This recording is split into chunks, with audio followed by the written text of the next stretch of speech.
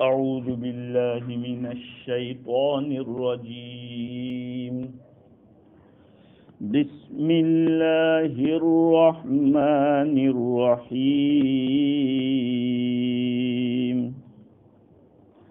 ولا تتمنوا ما فضل الله به بعضكم على بعض للرجال نصيب مما اكتسبوا وللنساء نصيب مما اكتسبن واسألوا الله من فضله إن الله كان بكل شيء عليما.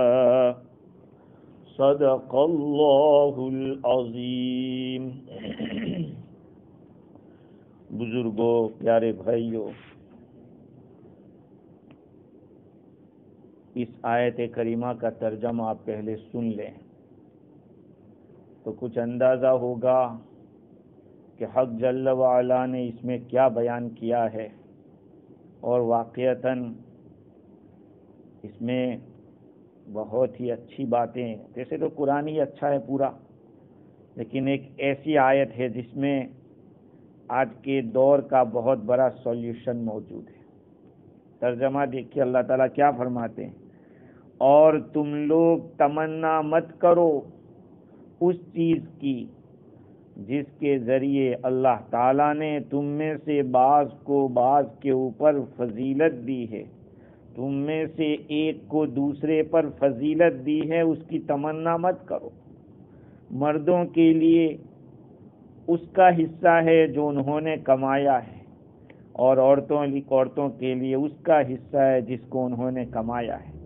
اور اللہ سے اس کا فضل مانگا کرو، بے شک اللہ تعالیٰ ہر چیز کو جاننے والے ہیں. تو تمنا کرنا، تمنا کہتے کس کو ہیں؟ تمنا فیوچر کے بارے میں، کسی چیز کا بارے میں آپ کو معلوم ہے کہ وہ نہیں ہوگا، جانتے ہیں یا گمان کرتے ہیں، اس کا ارادہ کرنا کہ یہ ہو جاوے یا یہ ہو جاتا، اس کو کہتے ہیں تمنا. اللہ تعالیٰ نے اس آیت کریمہ کے اندر تمنا کرنے سے منع کیا اس چیز کی جو اللہ تعالیٰ نے ایک دوسرے کے اوپر فضیلت دی ہے. مثال کے طور پر اللہ تعالیٰ نے دنیاوی امور میں کسی کو کوئی عہدہ دیا ہے، کسی کو اللہ نے مال دیا ہے، اس کی تمنا مت کرو. اوپر تو بات چل رہی تھی گناہوں کی، بڑے بڑے گناہوں سے بچنے کی، اور آ گئی بات تمنا کرنے کی. تمنا مت کرو. تو ان دونوں میں کنیکشن کیا ہے اوپر سے نیچے دونوں آیتوں کے بیچ میں؟ تو امام قفال کے حوالے سے تفسیر رازی میں لکھا ہے کہ اوپر کی آیتوں میں اللہ تعالیٰ نے لوگوں کے مال کو باطل غلط طریقے سے کھانے سے منع کیا، اور کسی کی جان کو قتل کرنے سے روکا. اس آیت کریمہ کے اندر اس بات کو بیان کیا کہ وہ آسان کیسے ہو سکتا ہے کہ تم کسی کا مال غلط طریقے سے نہ کھاؤ یا کسی کی جان نہ لو، یہ آسان کیسے ہوگا؟ تو کہا کہ تم تمنا مت کرو اس بات کی جس کو اللہ تعالیٰ نے کسی کو فضیلت دی ہے، اس کی تمنا مت کرو.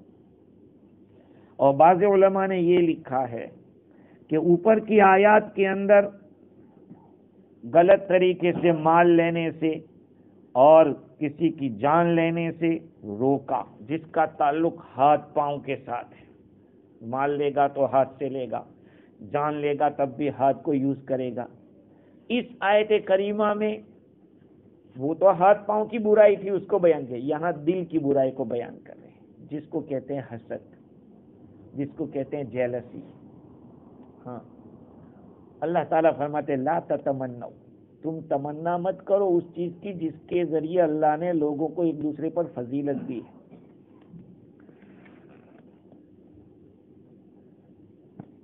فضیلت کی چیزیں کیا کیا ہیں؟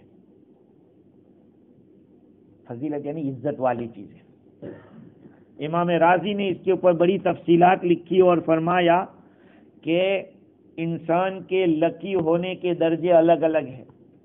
انسان کی جو فضیلت ہے اور بزرگی ہے اس کے حاصل ہونے کے الگ الگ مرتبے ہیں. ایک تو یہ ہے کہ انسان کی ذات کے اندر کوئی چیز ہے، انسان کی ذات میں کوئی چیز اللہ نے رکھی، یا ایک دوسری چیز یہ ہے وہ ذات کے اندر دماغ میں رکھا ہے یا باڈی کے اندر رکھا ہے، دونوں چیزیں آ گئی. اور تیسری چیز یہ ہے کہ اس کے اندر تو نہیں ہے، باہر ہے.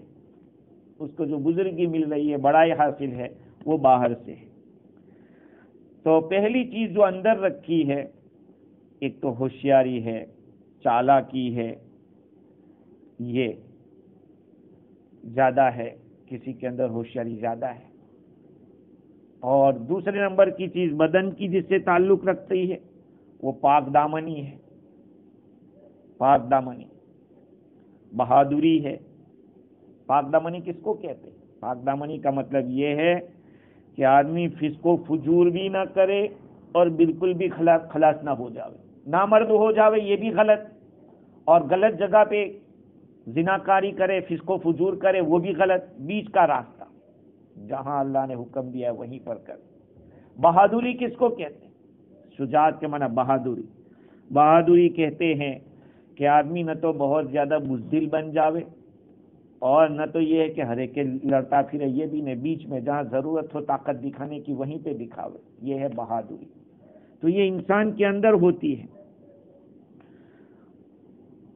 دوسری چیز بدن والی جیسے کہ تندرستی ہے، خوبصورتی ہے، لمبی عمر ہے. یہ اللہ تعالیٰ کی نعمت ہے، آدمی کو اللہ تعالیٰ بخشتا ہے جس کو چاہتا ہے. اور ایک ہوتی ہے خارجی، باہر کی چیز، جیسے کہ کسی کے یہاں اولاد زیادہ ہے یا نیک اولاد کسی کی زیادہ ہے، اولاد تو ہے لیکن نیک اولاد ہے.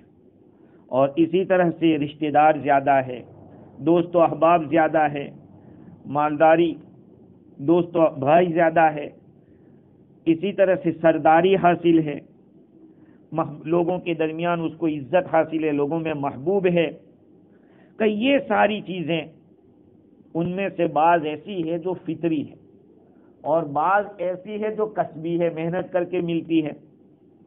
امام رازی نے لکھا ہے کہ اللہ تعالیٰ نے یہ ساری چیزیں جو دی ہے اس کے اندر جب انسان کسی کو اپنے سے بڑھا ہوا دیکھتا ہے تو پھر اس کے اندر ایک چیز پیدا ہوتی ہے. ایک تو یہ پیدا ہوتا ہے کہ میں اس سے خالی ہوں یا میں اس سے کم ہوں. یہ چیزیں دیکھتا ہے آدمی کہ فلانا مال کے اعتبار سے مجھ سے بہت آگے ہے، میں تو اس کے برابر بھی نہیں ہوں، اس سے کم ہوں، یا بالکل میرے پاس تو نہیں ہے. یہ دو چیزیں جب ہوتی ہے تو اس میں اب دو خصلتیں پیدا ہوتی ہیں. ایک تو یہ ہے کہ وہ چیز میرے پاس آ جاوے، اس کے پاس بھی رہے میرے پاس بھی رہے، کوئی بات نہیں. ایک چیز یہ ہے. دوسری چیز یہ ہے کہ اس کے پاس تو رہنی نہیں چاہیے، چاہے میرے پاس آوے یا نہ آوے. اس کو کہتے ہیں جیلسی. یہ ہے حسد. کسی کو اللہ نے مال دیا ہے، کسی کو خوبصورتی دی ہے، تو آدمی کے دل میں یہ دیکھتا ہے کہ میں اس کے برابر ہوں کہ نہیں. جب برابر نہیں پاتا کہ میرے پاس تو بالکل نہیں ہے یا ہے لیکن اس سے کم ہے، تو یہی دو باتیں پیدا ہوگی کہ اس کے پاس ہے وہ میرے پاس آ جائے. اگر اتنا ہی ہے اس کا ختم ہو وہ نہیں، اس کو تو کہتے ہیں رشک کرنا، غبطہ کرنا. اور دوسری چیز ہے کہ اس کے پاس ختم ہوتا ہے میرے پاس آوے یا نہ آوے، اس کو حسد کہتے ہیں. یہ حرام ہے اس طرح حسد کرنا. کیوں حسد کرنا منع ہے؟ اس لیے منع ہے کہ اللہ رب العزت نے اپنے بندوں کو جو کچھ بھی دیا ہے یا احسان کیا ہے، سخاوت کی ہے، یا اللہ تعالیٰ نے جو کچھ بھی نوازا ہے، اس کے ختم ہونے کی تمنا کرنا، اس کا معنی یہ ہے کہ اللہ نے جو دیا ہے اس پر تمہیں کچھ آبجیکشن ہے. کہ اللہ نے غلط جگہ دے دیا ہے، نعوذ باللہ. آدمی یہ آبجیکشن کر رہا ہے کہ اس کو کیوں دیا اللہ نے، مجھے دینا چاہیے تھا، اور یہ جائز نہیں ہے. اللہ تعالیٰ کی تقدیر کے اوپر اعتراض کر رہا ہے. اور دوسری بات یہ ہے کہ اپنے بارے میں وہ یہ اعتقاد رکھتا ہے کہ میں اس نعمت کا زیادہ حقدار ہوں، وہ ہے یا نہیں لیکن میں تو اس کا لائق ہوں. یہ بھی اللہ پر اعتراض ہے، اللہ کی حکمت کے اوپر.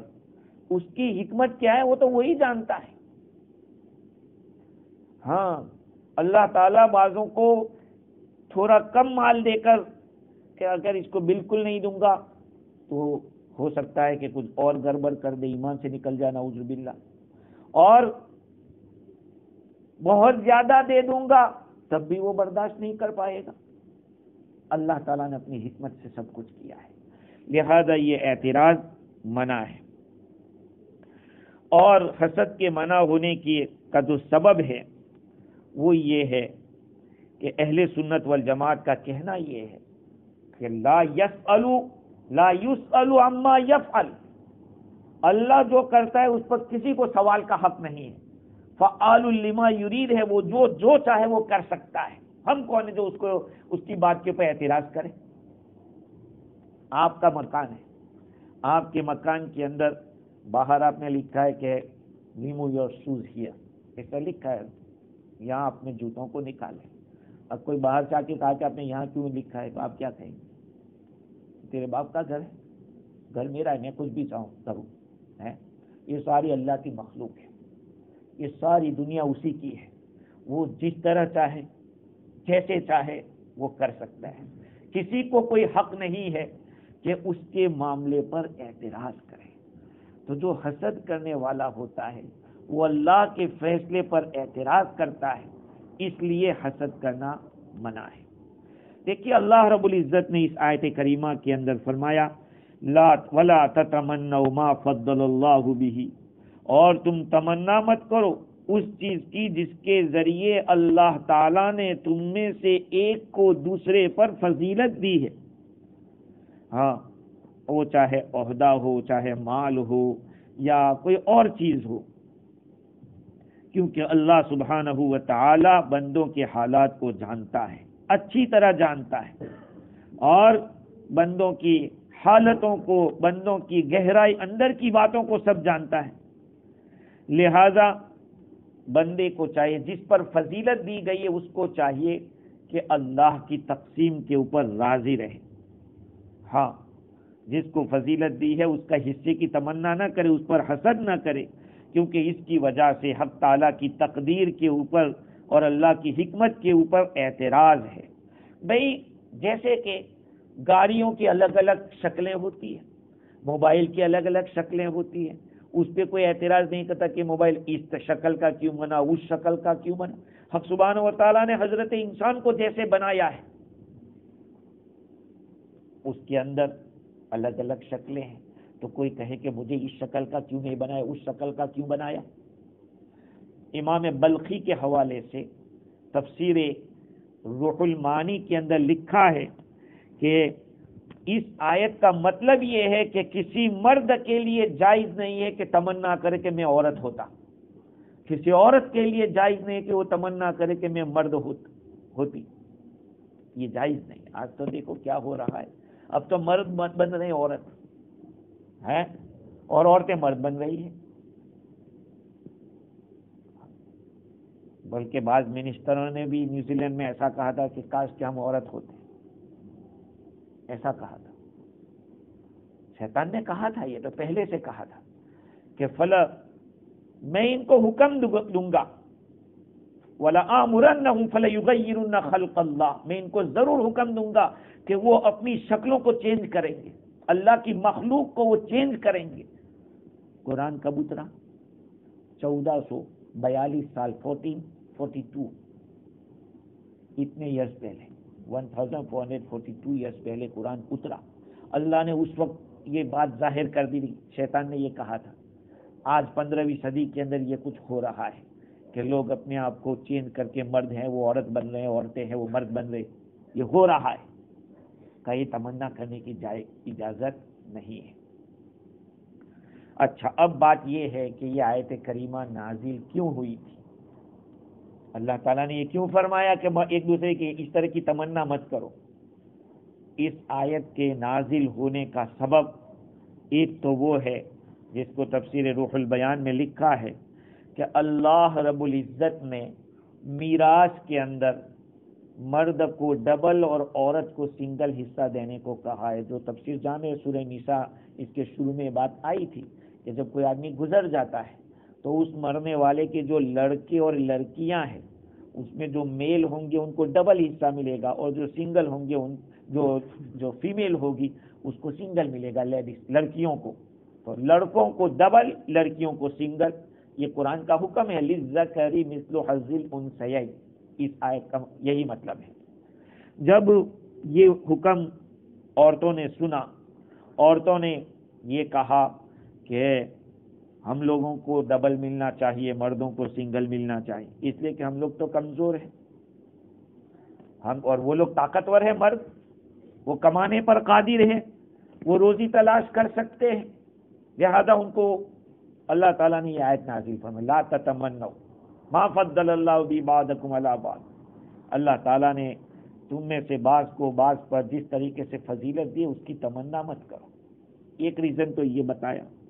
دوسرا ایک ریزن یہ ہے، حضرت مجاہد فرماتے ہیں کہ حضرت ام سلمہ رضی اللہ تعالی عنہا نے عرض کیا، یا رسول اللہ یغزو الرجال ولا نغزو، اے اللہ کے رسول یہ مرد تو اللہ کے راستے میں جاتے ہیں جہاد کرنے کے لیے، ہم عورتیں تو جاتی نہیں ہیں، اور پھر ان کو تو میراث میں ڈبل ملتا ہے، یہ تو جہاد میں جائیں گے اس کا بھی حصہ ملے گا ان کو اور ہمیں کچھ نہیں ملے گا، اور پھر کوئی گزر جاتا ہے تو ان کو ڈبل ملتا ہے، ہم لوگوں کو سنگل ملتا ہے، تو کیوں نہیں ایسا ہوتا کہ ہم بھی جائیں، ہمیں بھی ڈبل ملے؟ لیتنا کننا رجالا، کاش کہ ہم مرد ہوتے۔ یہ عورت ام سلمہ رضی اللہ تعالیٰ نے حضور سے یہ عرض کیا کہ کاش کہ ہم بھی مرد ہوتے۔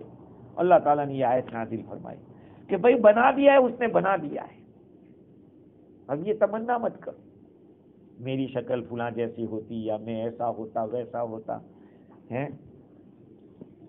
تیسری وجہ مفسر سدی فرماتے ہیں کہ جب میراث کی آیت نازل ہوئی تو مردوں نے یہ کہا کہ ہم امید کرتے ہیں کہ آخرت کے اندر بھی ہم عورتوں سے آگے ہوں گے، جیسے اللہ تعالیٰ نے میراث میں ہم کو فضیلت دی کہ ہم کو ڈبل ملا، عورتوں کو سنگل، تو آخرت میں بھی ہمارا مقام اونچا ہوگا، ہم ان سے زیادہ آگے ہوں گے۔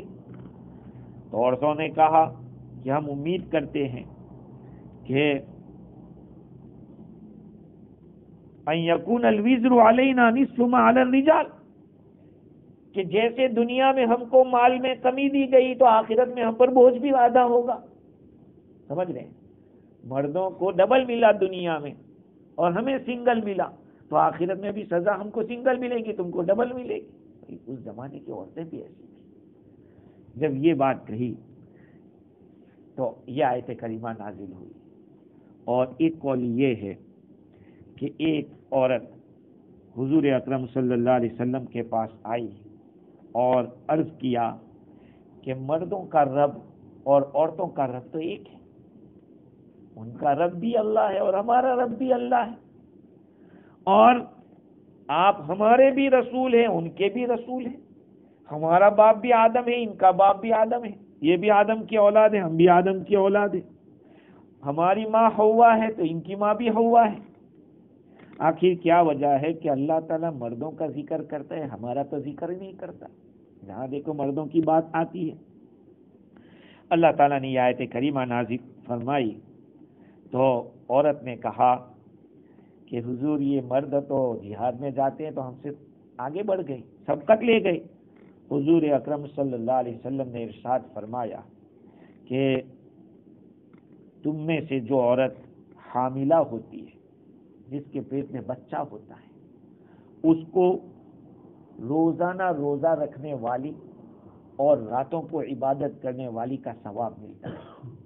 9 مہینے تک عورت پیٹ میں بچہ لے کر جو چلتی ہے اور جو تکلیف برداشت کرتی ہے، تو عورتیں تو کہتے ہیں کہ ایک دن تم رکھ کے دیکھو، ایک دن بچے کو پیٹ میں رکھ کر دیکھو تو پتہ چلے ہیں کتنی بڑی فضیلت ہے کہ ہر روز روزہ رکھنا اور ہر روز راتوں کو عبادت کرنا۔ اور اگر اس کو حیض آتا ہے تو کسی کو پتہ نہیں کہ اس کا اجر کیا رکھا ہے، اور جب دودھ پلاتی ہے یا بچہ جنتی ہے، وہ طلق کا مطلب یہ بھی ہو سکتا ہے کہ بچہ جنتی ہے تو اس کے لیے کیا اجر ملتا ہے وہ تو کوئی نہیں جانتا، اور دودھ پلاتی ہے تو ہر چسکی، بچہ جو چسکی لگاتا ہے کہ ایک جان کو زندہ کرنے کا اجر ملتا ہے۔ تفسیر غازی میں یہ روایت لکھی ہے۔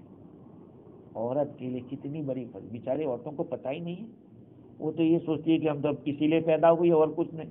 کاش کہ ان کو یہ پتہ چلتا کہ یہ فضائل ہے تم لوگوں کی، تو پھر ان کو اور ان کی ہمت بڑھتی۔ خیر، تو یہ کچھ اسباب ہیں جس کی وجہ سے یہ آیت کریمہ نازل ہوئی۔ اب سوال ایک یہ ہے کہ جب تمنا کرنے کی بات منع کر دی کہ تمنا مت کرو، تو پھر قرآن مجید کے اندر بلکہ بہت ساری حدیثوں کے اندر بھی تمنا کرنے کی تمنا حضور اکرم صلی اللہ علیہ وسلم سے ثابت ہے، جیسے کہ مفسر قرطبی نے اپنی تفسیر کے اندر مختلف روایتوں سے ثابت کیا ہے کہ آپ صلی اللہ علیہ وسلم نے بھی تمنا کی تھی، جیسے کہ شہید تمنا کرے گا، اور آپ صلی اللہ علیہ وسلم بھی تمنا کرتے تھے کہ مجھے شہادت کی موت نصیب ہو، مانگتے تھے، ساتھ تمنا کرتے تھے۔ اور آپ صلی اللہ علیہ وسلم کو جو زہر دیا گیا تھا بکری کے گوشت کے اندر، وہی آخر میں آپ کی وفات سے پہلے اسی کا اثر ظاہر ہوا۔ اسی سے علماء فرماتے کہ حضور کو شہادت کا مقام بھی ملا ہے۔ اور بعض صاحب حضور اکرم صلی اللہ علیہ وسلم نے فرمایا کہ وَدِدْتُ أَنْ أُحْيَا ثُمَّ أُقْتَلْ، میں تو چاہتا ہوں کہ میں زندہ کیا جاؤں اور پھر مجھے شہید کیا جائے۔ تو یہ تمنا ثابت ہے۔ اچھا، ایک اور بات رہ گئی، وہ یہ تھی کہ آدمی یہ چاہتا ہے کہ اس کے پاس جو نعمتیں وہ ختم ہو جائے اور میرے پاس آ جائے، یہ تو حرام ہے۔ لیکن ایک آدمی یہ تمنا کرتا ہے کہ اس کے پاس بھی رہے اور میرے پاس بھی رہے، جس کو غبطہ کہتے ہیں یا جس کو رشک کرنا کہتے ہیں۔ تو رشک کرنا جائز ہے کہ نہیں؟ بعض علماء نے کہا کہ اس کی بھی اجازت نہیں ہے، لیکن صحیح قول یہ ہے کہ رشک کر سکتے ہیں۔ حضور اکرم صلی اللہ علیہ وسلم نے ارشاد فرمایا کہ لا حسد الا فی اثنتین، اگر آدمی حسد کر سکتا ہے تو 2 چیزوں میں کر سکتا تھا، اور یہاں حسد سے مراد رشک کرنا ہے۔ ایک تو یہ کہ جس کو اللہ نے قرآن دیا ہے، قرآن دیا اور رات و دن قرآن کی تلاوت کرتا رہتا ہے، تو آدمی اس پہ رشک کر سکتا ہے کہ کاش مجھے بھی یہ توفیق ہو جائے۔ یا اللہ تعالیٰ نے کسی کو مال دیا ہے اور وہ اللہ کے صبح شام اللہ کے راستے میں خرچ کرتا ہے، تو اس کا کوئی رشک کرے کہ اللہ مجھے بھی یہ توفیق دے دے، اس کی اجازت ہے۔ تو اب بات یہاں پر آتی ہے کہ تمنا حضور نے بھی فرمائی ہے، صحابہ کرام سے بھی ثابت ہے، اور قرآن مجید کے اندر فاستبقوا الخیرات، بھلائی کے کاموں میں مقابلہ کرو، کمپٹیشن کرو، تو وہاں بھی تو آگے بڑھنے کی بات آ رہی۔ تو پھر جواب اس کا یہ ہے کہ دیکھو جتنے بھی کام ہیں وہ 2 قسم کے ہوتے ہیں، ایک تو اختیاری اور ایک غیر اختیاری۔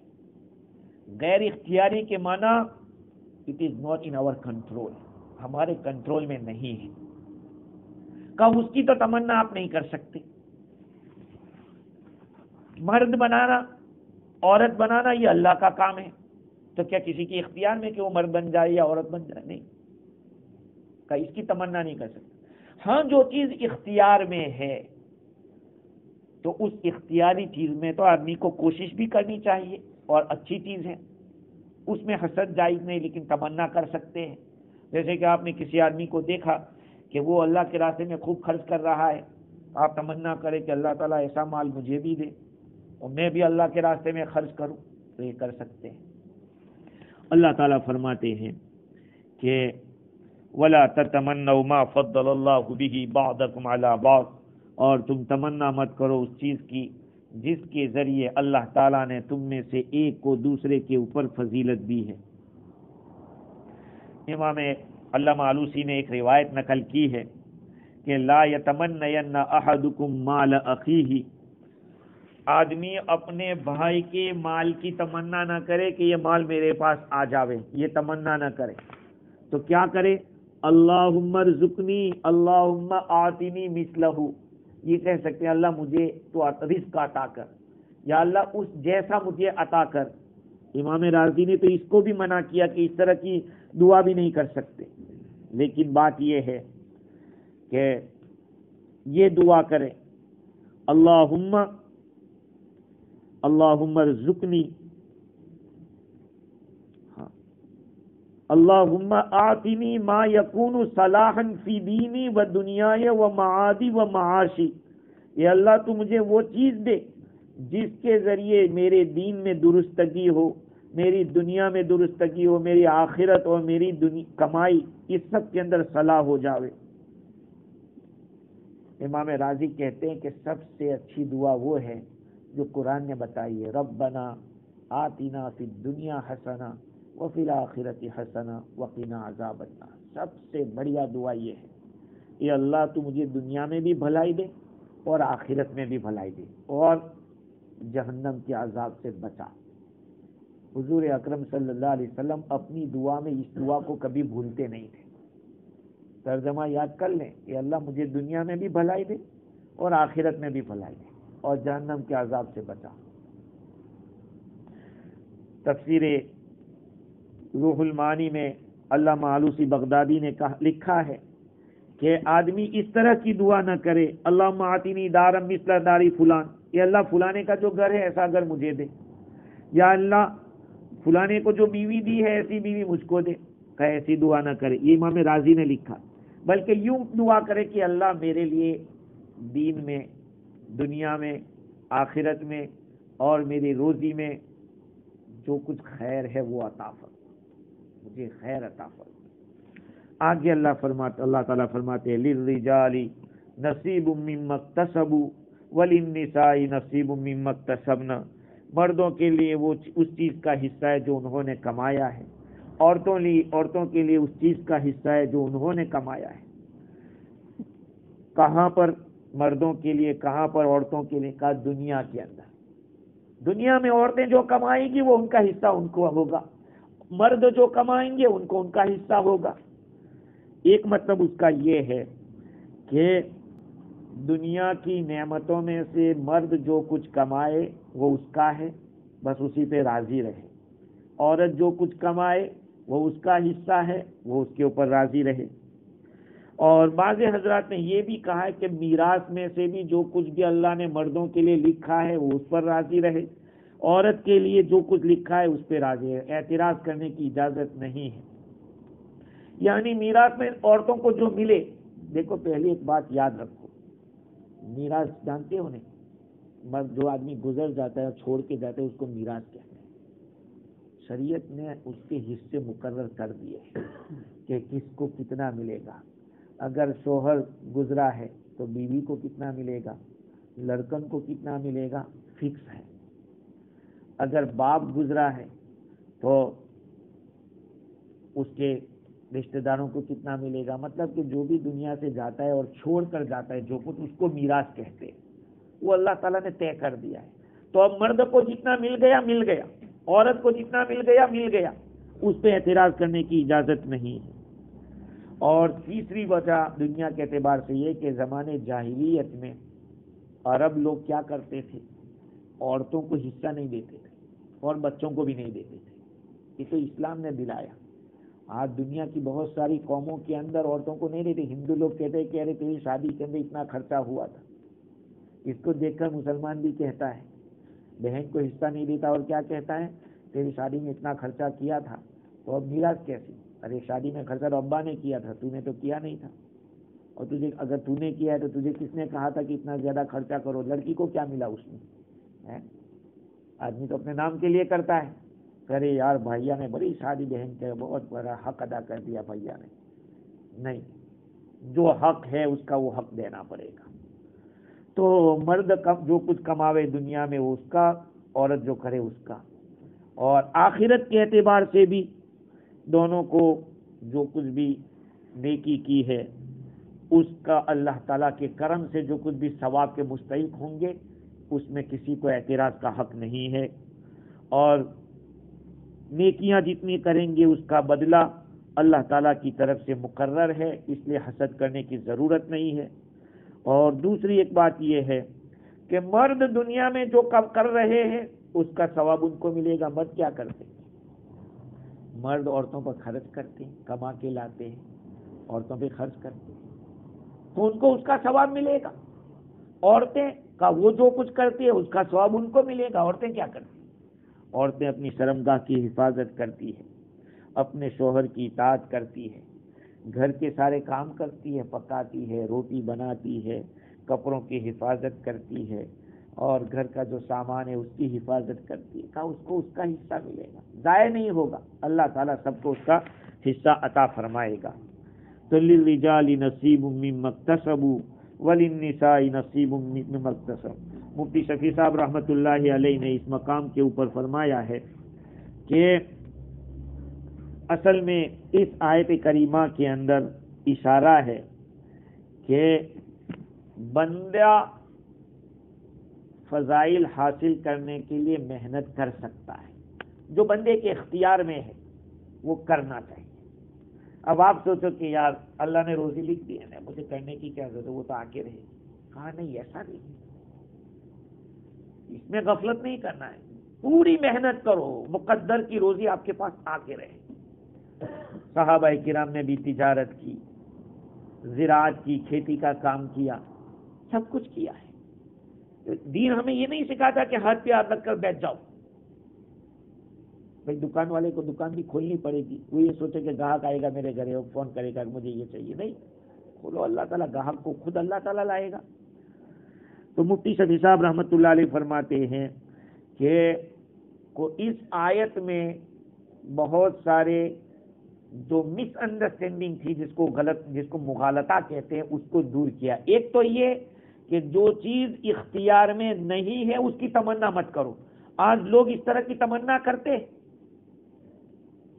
دوسری بات یہ ہے کہ آپ کے اختیار میں جو چیز ہے وہ کرنا چاہیے، محنت کرنی چاہیے۔ آپ سوچو کہ امتحان میں کرو، اللہ نے لکھا ہوگا تو کامیاب ہوں گے، نہیں لکھا ہوگا تو نہیں ہوں گے، بک رکھ دیا آپ نے، تو پھر کھانے کے بارے میں بھی ایسے رہو کہ آئے گا لقمہ منہ میں تو کھاؤں گا ورنہ نہیں کھاؤں گا۔ اس میں کیوں اس طرح کی سوچتے نہیں، اس میں کیوں ہاتھ لے جاتے ہیں کھانے کے اوپر بھی منہ میں ڈالتے ہیں۔ اس طرح سے محنت بھی کرنی پڑے گی، جہاں تک فضائل محنت سے حاصل ہو سکتے، اس لیے کہ قرآن کہتا ہے مردوں کے لیے اس کا حصہ جو انہوں نے محنت کی ہے، جو کمایا ہے، عورتوں کے لیے ان کا حصہ جو انہوں نے کمایا ہے۔ وَاسْأَلُوا اللَّهَ مِن فَضْلِهِ، اور اللہ تعالیٰ کا فضل مانگا کرو، اللہ کا فضل مانگو، اللہ کا فضل یعنی اللہ کی عبادت مانگو۔ یہ مانگنے کا طریقہ اللہ تعالیٰ نے ہمیں بتایا کہ کیا مانگنا چاہیے اللہ تعالیٰ سے۔ کسی خاص چیز کو مت مانگو، یا اللہ اگر اس میں خیر ہو تو یہ مجھے عطا کر دیجیے، یہ مانگ سکتے ہیں۔ ورنہ آپ یہ کہو کہ یا اللہ فلاں لڑکی سے مجھے شادی کرا دے، فلاں لڑکی سے، ارے اللہ کے بندے اس میں تیرے لیے خیر نہیں ہوگی تو کیا کرے گا؟ یا اللہ اگر اس میں خیر ہو تو مجھے عطا کر، اگر خیر نہ ہو تو اس کو ہٹا دے پھر سے۔ یہ دعا کی جاتی ہے۔ اللہ تعالیٰ سے فضل مانگنا ہے تاکہ اس سے ہماری دنیا بھی سنور جائے اور آخرت بھی سنور جائے۔ دنیا کی تمنا مت کرو، اللہ سے فضل مانگو۔ حضور اکرم صلی اللہ علیہ وسلم کا ارشاد ہے کہ اللہ سے فضل مانگو، اس لیے کہ اللہ تعالیٰ پسند کرتا ہے کہ اس سے سوال کیا جائے، اللہ سے مانگا جائے۔ اور اللہ کی افضل عبادت کیا ہے؟ انتظار الفرج، کشادگی، انتظار الفرج، کشادگی کا انتظار کرنا۔ حالات آئے ہیں تو انتظار کرو اللہ سے کہ یا اللہ یہ حالات کو ہٹا دے. یہ افضل عبادت ہے. تو مانگنا تو اللہ سے ہے.